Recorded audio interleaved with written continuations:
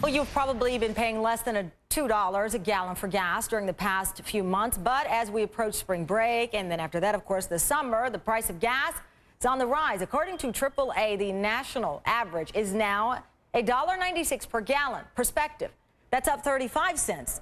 35 cents from the beginning of just this year. And joining me now is Randa Fahmy Hudome, energy expert and former Associate Deputy Secretary of Energy in the Bush administration. Randa, thanks for joining us. I'll get to the chase. What's going on here? What's behind the increase?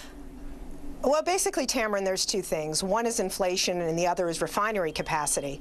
As you may know, there are four factors that affect the gas prices at the pump. It's crude oil, taxes, distribution and marketing, and refinery capacity. And right now, the refineries have cut back considerably because demand is down. So they're refining less crude product, i.e. gasoline. And also, Tamron, if you've noticed, gas prices really are the exception rather than the rule when it comes to inflation. For many decades, the price of gas did not adjust for inflation, and now you're seeing a little bit of that when it's reflected in the prices. And of course, if the supply and demand holds true, spring break, summertime, because of the economy, maybe people say we're going to take a short trip, drive to grandma's house or wherever. So then we're going to see the increase. How high do you think it will perhaps go through the summer? Well, it's difficult, certainly, to predict that. Nobody really likes to predict either the price of crude oil or the price of gasoline. But I can tell you this, that it is peak driving season. Normally, between Memorial Day and Labor Day, through the summer months here in the United States, it is the peak driving season. We are also still, despite the economy, the #1 consumer of gasoline in the world.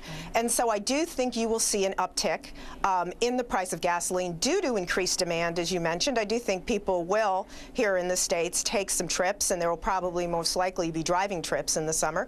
And so because of the supply and demand rule, you will see the price of gasoline increase, but I don't think by that much. I was going to ask you, could that be bucked the trend from what we've seen in the past, and that people have really fallen on harder times? I know it was last summer we talked about people using their credit cards, running up all kinds of debt, trying to fill up their cars. But of course, gas was much higher last summer.